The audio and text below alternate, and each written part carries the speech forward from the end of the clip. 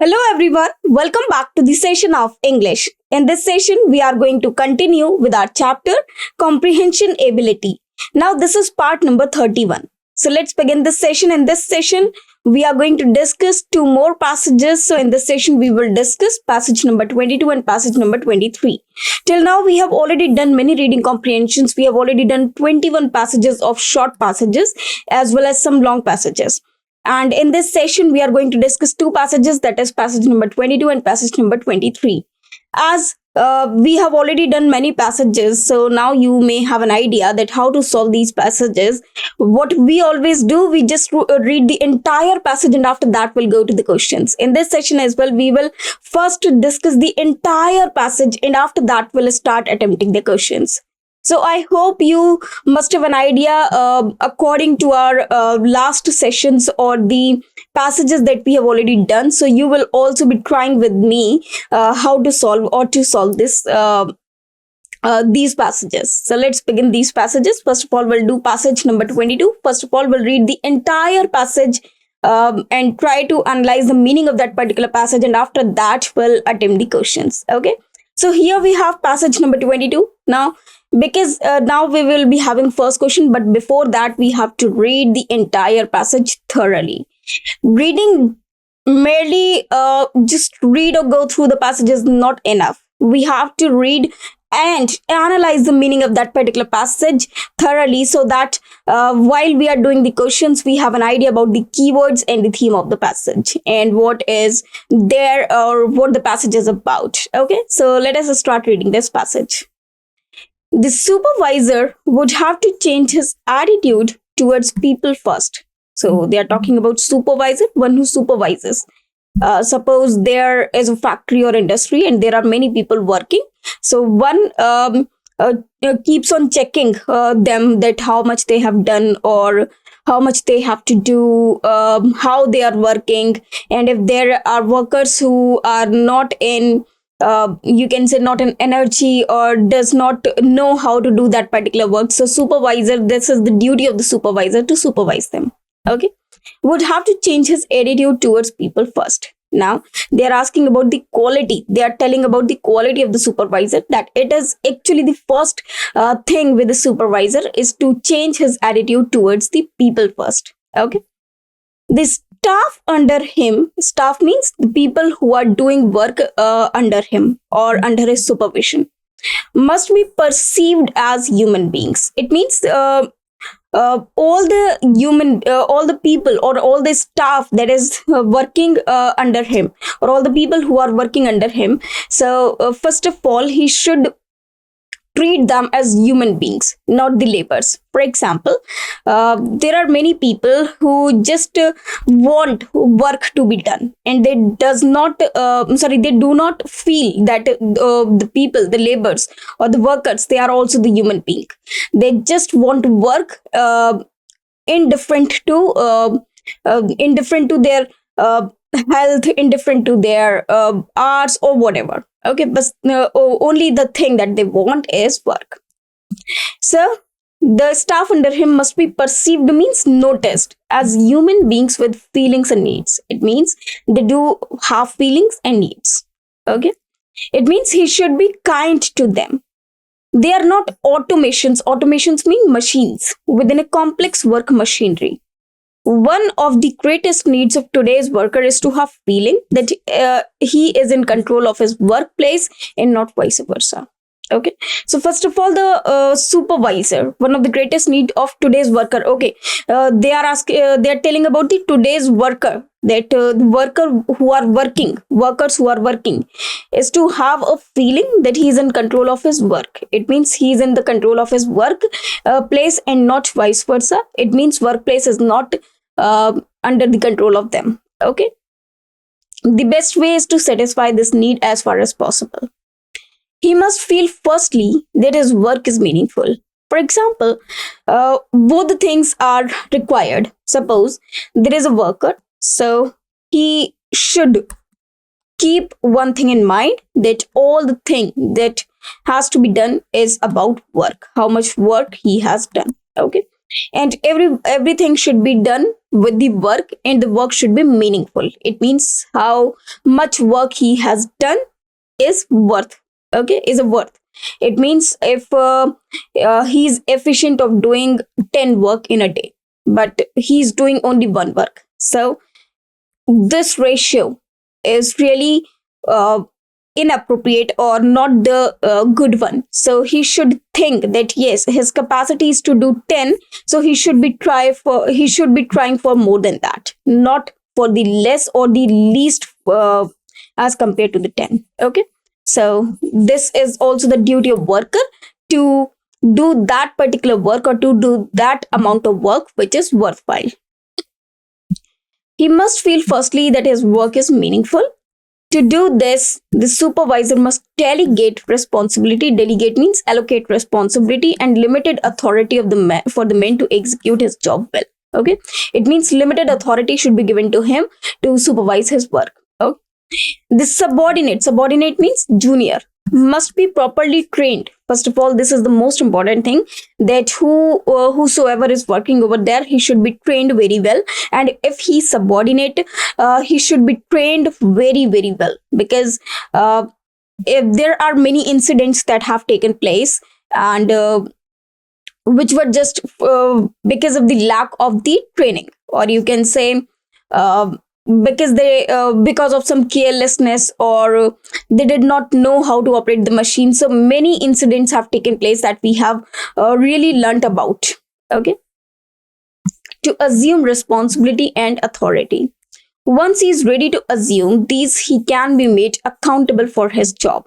It means once he is ready to assume, it means once his training is done, he is accountable for his work. It means he should be answerable for the work he's doing or he has done. Okay.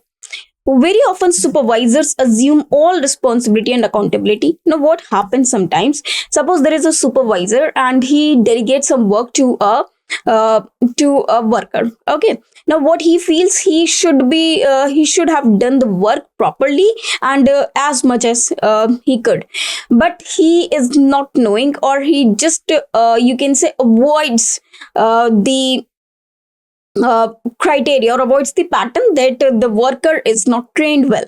So he is not accountable, the worker is not accountable unless he's trained. So supervisor should keep this in mind, that if you want your subordinate or your worker to do his work well and as much as he can, he should be properly trained for that. Okay, and assume all responsibility and accountability for fear of losing control of the workplace. Now whatever, suppose a supervisor, he thinks that now he might lose the control over the workplace. So in that case, or to save his work or save his authority in the workplace, what he does, he assumes his workers, or he just compels his worker to do work as much as they can, but he forgets or he avoids the data that the workers are not well trained.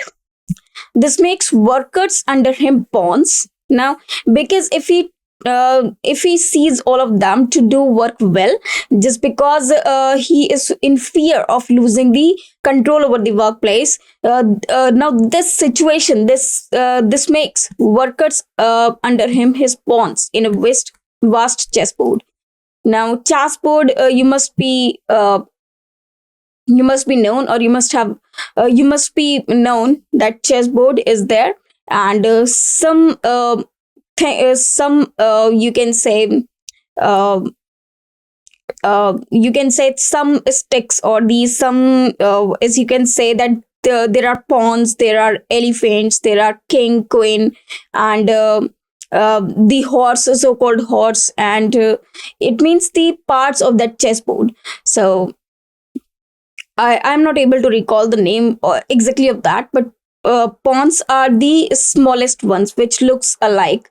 For example, like the black and the white one, who are like this. Okay, so like this. So these are pawns. Okay, so the smallest ones. Okay, which are many in number, not unique. Otherwise, all the other, the authority channel is like 2 or 2. Okay, and there is one for the king and queen, or I think two are the ministers on that chessboard. Two are the camels, two are the horses. We can see two are the elephants, and rest are pawns actually. Okay, so they just become, or the workers, they might feel only like pawns in a vast chessboard. Delegating accountability gives the worker purpose in life and need to do a job well. Most important is to sit with each worker. Now, the most important thing with the supervisor is that he should um, sit with the workers and chalk out common objectives. Chalk out means plan common objectives and agreed norms to achieve them. It means he should take meeting on a regular basis and try to analyze that what have been done and what can be done in future, in what time and with what strategy, so that a well plan can be made, and they should now analyze that yes, this can be done in future to increase the productivity.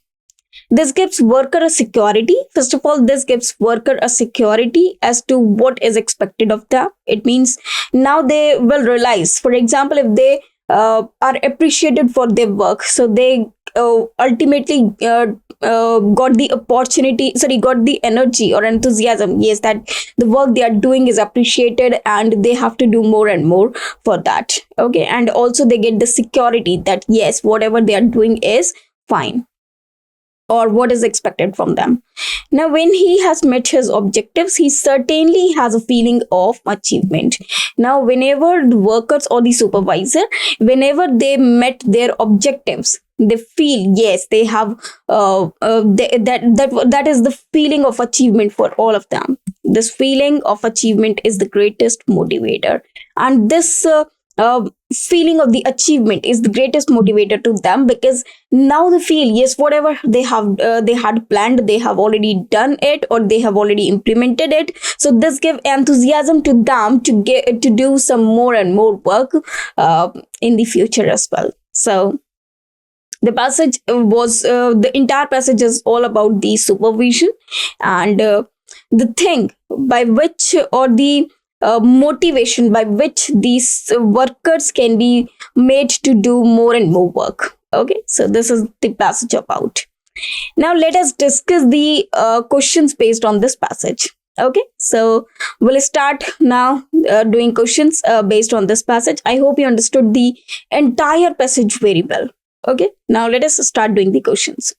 So here we have the first question. Now, first let us have this. Okay, so the first question is, now let us see the first question. A humane attitude, human means kind attitude, on the part of the supervisor towards his staff is necessary too. Now, human attitude means kind attitude. On the part of the supervisor, it means a supervisor's attitude. So they are asking about the supervisor's attitude towards his staff, means towards his workers, is necessary. It is necessary. Why? What is the reason for that? So the options are: get them to work, keep them happy, have a congenial atmosphere at workplace, and get the best out of them. Now, obviously, we know the most important thing of a worker is to do his work, and that work should be meaningful.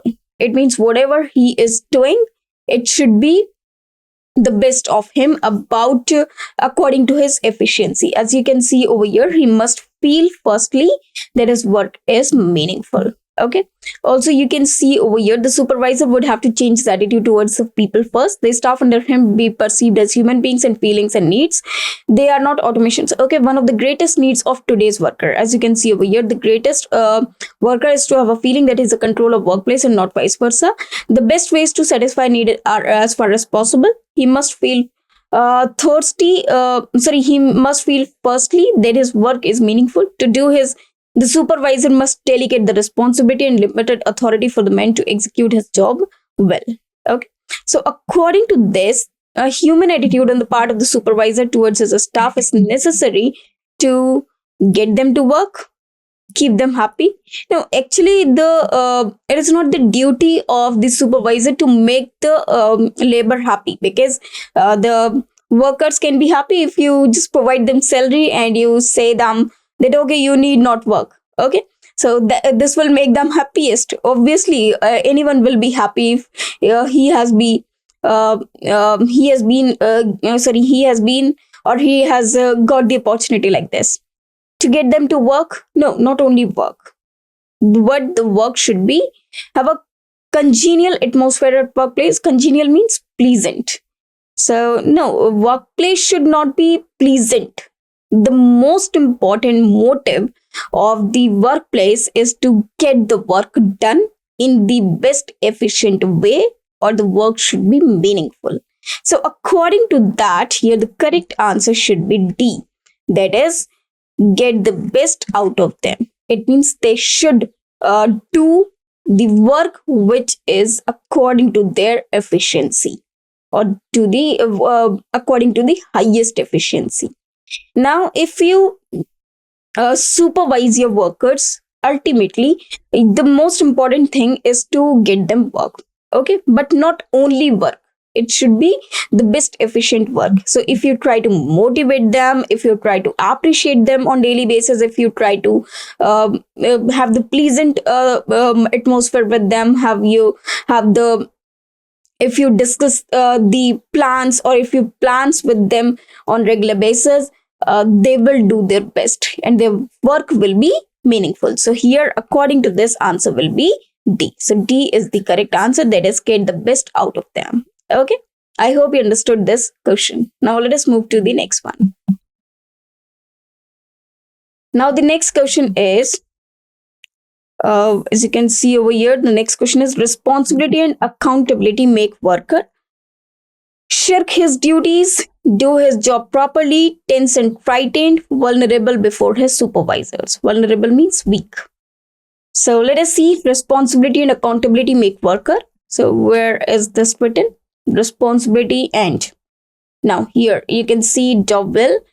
The subordinate must be properly trained to assume responsibility and authority. And they are talking about responsibility and accountability. Okay, make worker. So once he is ready to assume, he may be accountable for this job. Very often supervisors assume all responsibility and accountability for fear of losing control over the workplace. This makes worker under him pawns in a vast chessboard. Delegating accountability gives the worker a purpose in life and need to do a job well. So to do his job properly, shirk his duties, tense and frightened, and vulnerable before his supervisor. So if there is responsibility and accountability, make worker, you can say it should be do his work properly, do his job properly. As you can see over here, that once he is ready to assume these, he can be made accountable for the job. Very often supervisors, okay, this makes worker under him pawns of chessboard. But if he is delegating accountability, gives the worker a purpose in his life and the need to do job well. So according to this, this is the correct answer. That is P. That is, do his job properly. Now what is that? Let me explain you again. Suppose there is a supervisor A. Okay, there is a supervisor A, and under him some people are working. That is 1, 2, 3, 4 and 5. So 5 workers are working under the supervision of A. Okay, now what happens? 1, 2 and 3, they are experienced.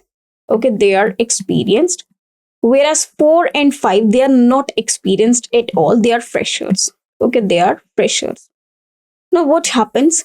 They have to make some products, or you can say they have to make some boxes. Okay, let us say that they have to make some boxes.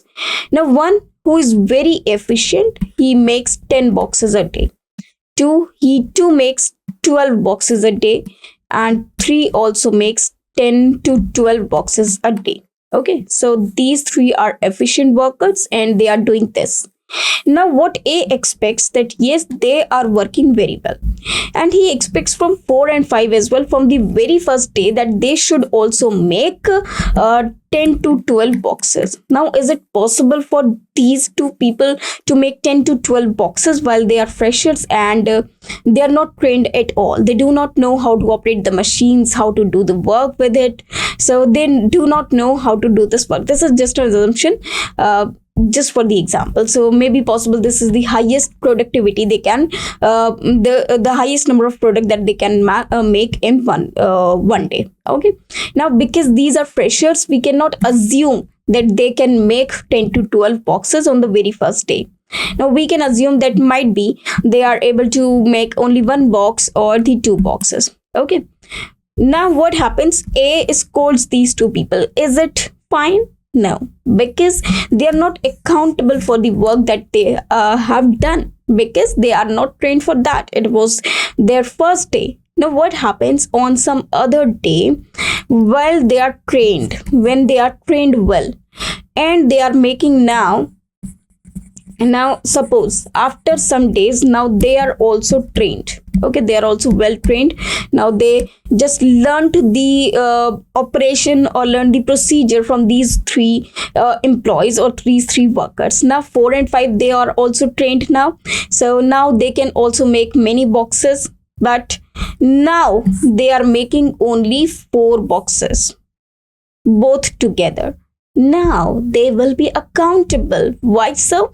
Because whatever they have made, it is not according to their efficiency and training. Because now they should make 10 boxes each at least, but they are making only 4. So this will really be answerable, because they are not doing the work according to their efficiency. But if now if these two workers, they feel yes that they should work properly, now what happens? A delegates them work. He gives them target that you both have to make 24 boxes together. Okay, or you can say 20 boxes together. Okay, 20 boxes together, both of you, and you have been trained for that. Okay, it means that these two have been trained for this. So now A delegates them some responsibility, that is 20, and now they are doing very well, and they have made 20 boxes, and in fact they have made 2 plus. So now they are doing efficiently, and here this responsibility, and because they have been given the responsibility, that is the target, and they have also been given the training. Okay, now they are trained, so now this target and training, this is responsibility and accountability. Now they will make 20, so this is accountability that they are having over here. So according to this, now of course here they are able to do their job properly. So if there is responsibility and accountability, make worker do his job properly. Okay, now let us move to the next one. Now the next question is, let us see the next question. Supervisors do not delegate responsibility and authority to their subordinates because, now here the question is, listen to it carefully. Supervisors do not delegate responsibility and authority to their subordinates, means juniors. Why so? Options are: subordinates are not capable enough, they can't trust their subordinates, they are apprehensive of losing their hold on the workplace or on the place of work, or final or on the place of work. Now if you see this line again, to do this, supervisor must delegate responsibility and limited authority for the man to execute his job well. The subordinate must be properly trained to assume responsibility and authority. Okay, subordinate. Once he is ready to assume these, he can be made accountable for his job. Very often, supervisors assume all responsibility and accountability for fear of losing control of the workplace. It means here it is fine that supervisors do not delegate responsibility and authority to their subordinates, means juniors, because very often supervisors assume that all responsibility and accountability for fear of losing control of the workplace. Therefore here the correct answer, they are apprehensive of losing their hold on the workplace. Now, because what they feel that if they give the work to the subordinates, though they are not trained, they will not work efficiently, and the supervisors, they will lose the control on the workplace, just because the production will be less, and now the supervisors will be accountable for whereas they need to make their subordinates trained well, so that they can also be sufficient or self-sufficient or efficient to do as much work as they can. Okay, now here the correct answer should be C. That is, they are apprehensive of losing their hold on the place of the work. That is why they do not delegate responsibility and authority to their subordinates. Okay, it means juniors. Now let us see the another question, and the another question is orientation of subordinates of common objectives and how to achieve them is. Orientation means meeting, okay, of subordinates means juniors, of common objectives. Objectives means just to do the work or to do the production, and how to achieve them is not very important, a must, not at all necessary or optional. As you can see over here, most important is to sit with each worker and chalk out. Chalk out means plan. Okay, chalk out is a phrase that means to plan or a scheme. Common objectives and agreed norms to achieve them. It means they are very important. It means they are a must. Okay, it is written not very important. No, they are very important or most important. Not all necessary. No, they are important. Optional. No, because they are important, it means they are must. So here B will be the correct answer. Now let us move to the next one, and the next one is here. As you can see, the next one is the greatest motivator is a good supervisor, a good environment, a sense of security, fulfillment of purpose. So the greatest motivator is a good supervisor, good environment, good sense of security, or fulfillment of purpose. As you can see in the last line, this gives workers a security as to what is expected of them. When he has met his objectives, he certainly has a feeling of achievement. This feeling of achievement is the greatest motivator. It means fulfillment of purpose. Fulfillment of purpose. Purpose means achievement. So according to this last line of the passage, D is the correct answer. That is, fulfillment of purpose or fulfillment of the achievement is the greatest motivator, because it instigates them or provokes them to do work very well and as efficiently as they can. Okay, now this was the end of paragraph or passage number 22. Now we'll be doing passage number 23. I hope you understood each and every question of passage number 22. So now we'll begin with passage number 23. Okay, so let us start discussing this passage. Now this is passage number 23. So first of all, we'll read the entire passage and we'll try to analyze the meaning of this particular passage, and after that we'll start attempting the questions. Now the passage is about the greatest enemy of mankind, as people have discovered, is not science but war.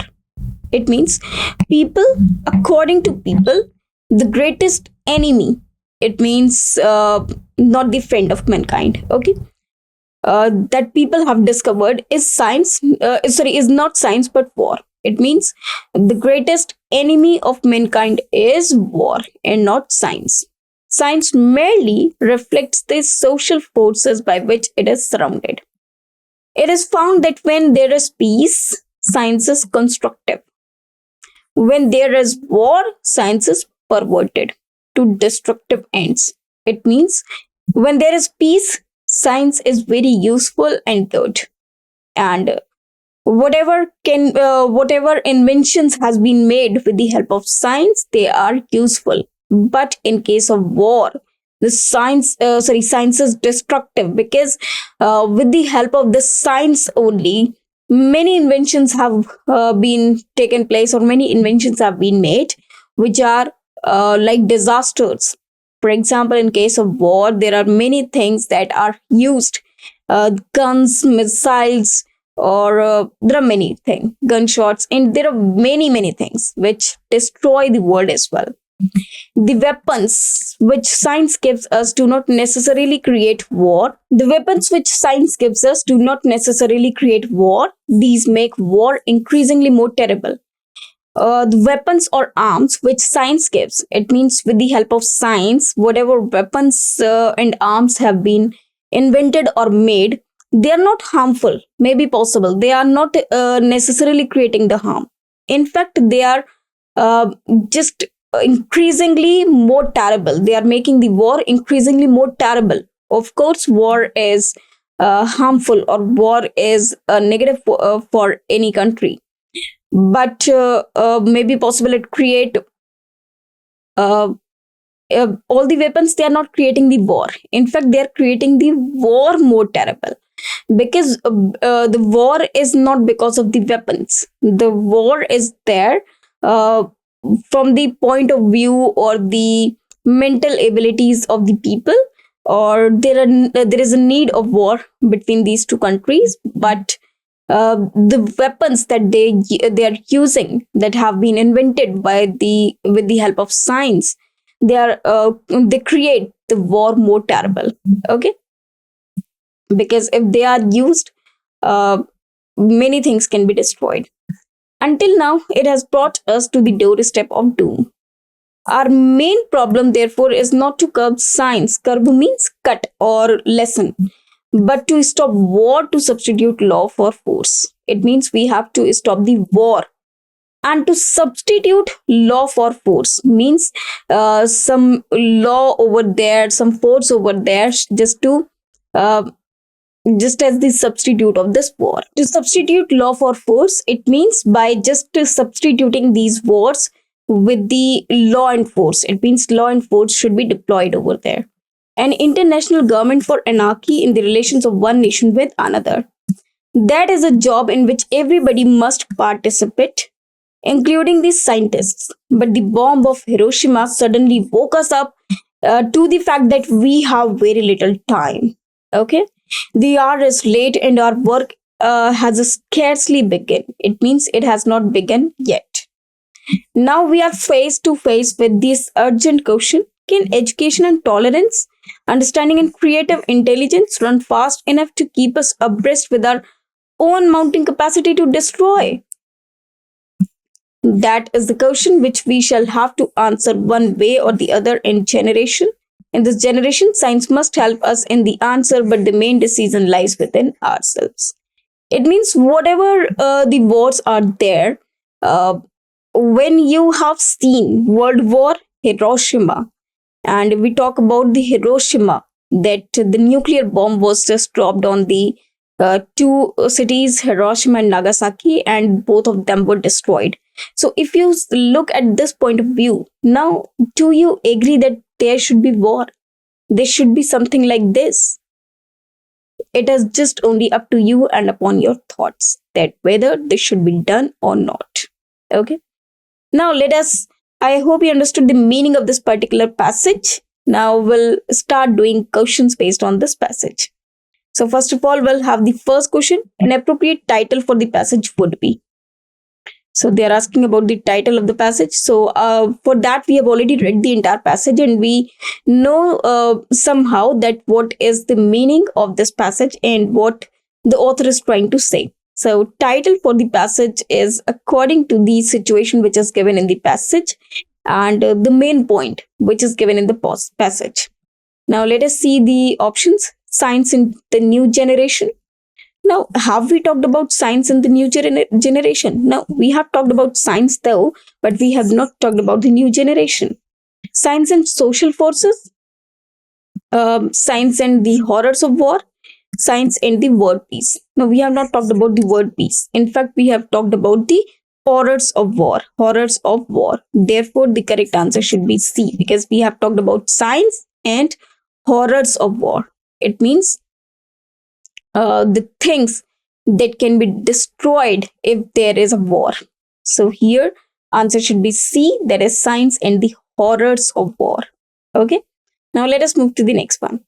Now the next question is very simple again. Now let us see. According to the author, the real enemy of mankind is not science but war. Because what is the reason? Science during wars is so destructive. Science merely invents the weapons with which war is fought. The weapons that science invents necessarily lead to war. The weapons invented by science do not cause war, though these make it more destructive. Yes, of course. Why? So this the real enemy of kind is not science but war. Why so? Because science, though it is making weapons, with the help of science, someone has made weapons, but these weapons does not lead to a war. In fact, they just make the existing war more terrible.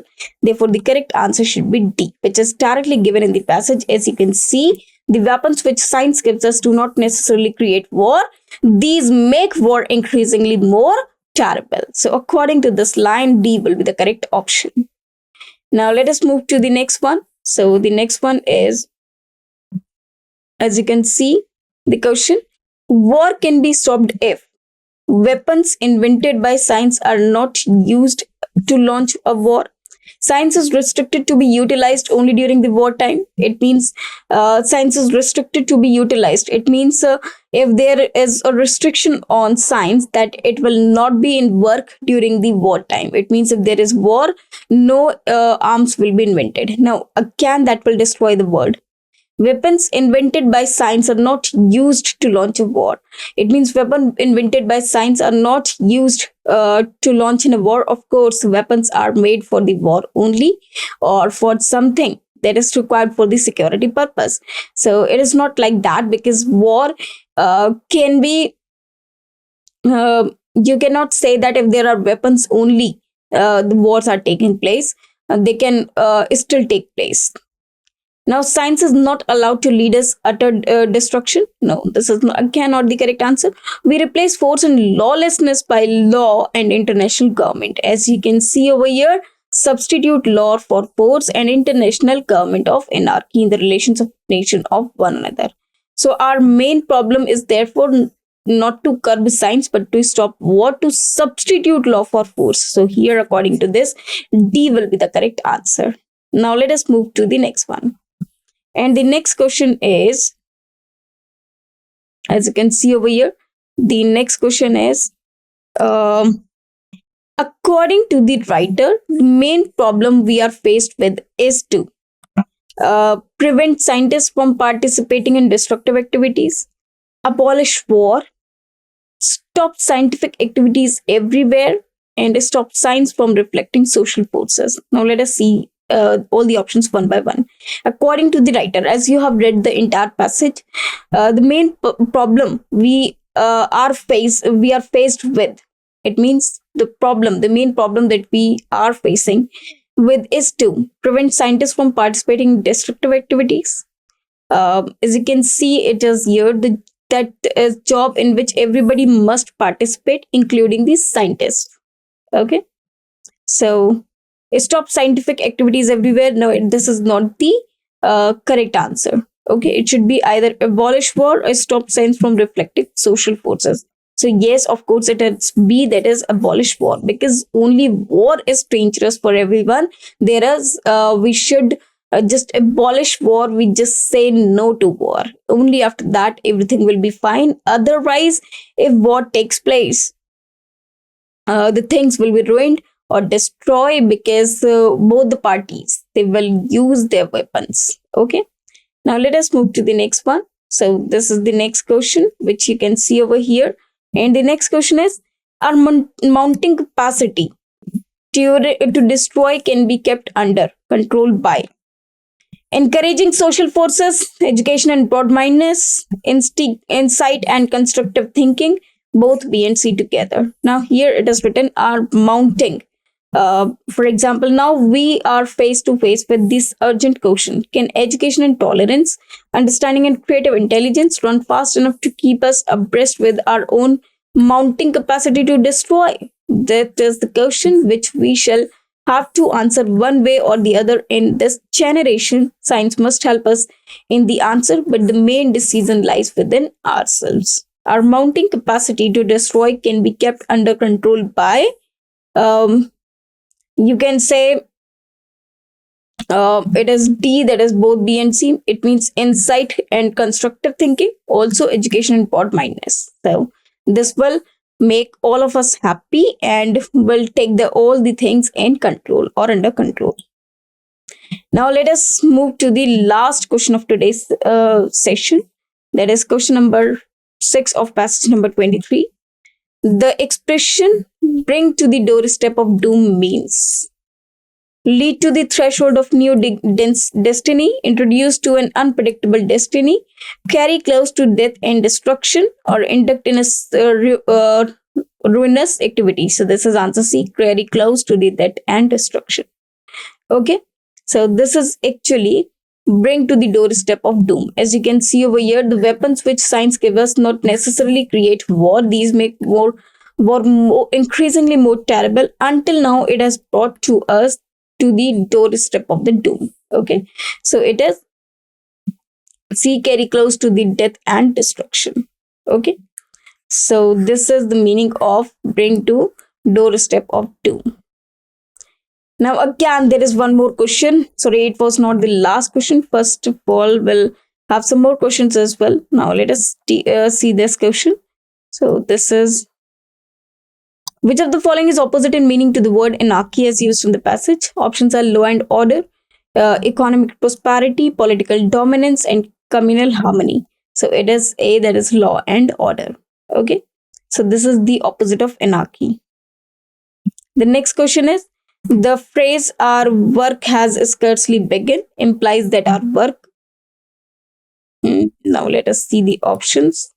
And the options are has not yet begun, has begun but not yet completed, has only just begun, has been half through. So it is C, that is has only just begun. Okay, scarcely begun means just we started doing so, but it happened. Okay, so it is just scarcely. It means only you can say few minutes that have been started the work. Okay, now let us move to the next question. The expression keep up abreast in the passage means, now what is the meaning of this keep up abreast? So this is the options are prevent from escaping, hold out a challenge, keep at a side, keep side by side. So its answer is T, that is keep side by side. Okay, now let us move to the next question. Not implied in the passage. Which of the following statements is not implied in the passage? Now let us see the statements. So the statements are, science is misused for destructive purposes. Neither science nor the weapons it invents add to the horrors of war. People needlessly blame science of war. They are asking about the following statements is not implied in the passage. The role of science is ensuring world peace is subsidiary to that of a man. So science is misused for destructive purposes? No, it is not misused. Neither science nor the weapons it invents add to the horrors of war. People needlessly blame science for war. No, it should not be done. Okay, so here answer will be B. Neither science nor the weapons it invents add to the horrors of the war, because they make the war more terrible, but they do not add to the horrors of war. Okay. Now, these were two passages and the questions based on these two passages. I hope you understood each and every passage very well. So, all the passages, both the passages that we have done, I hope you know now now you have already understood the meanings and how to solve these two passages or any passage if you go through or if you come through it. So, now let's end this session, and the next session will be going to do some more passages. Till then, thanks to you.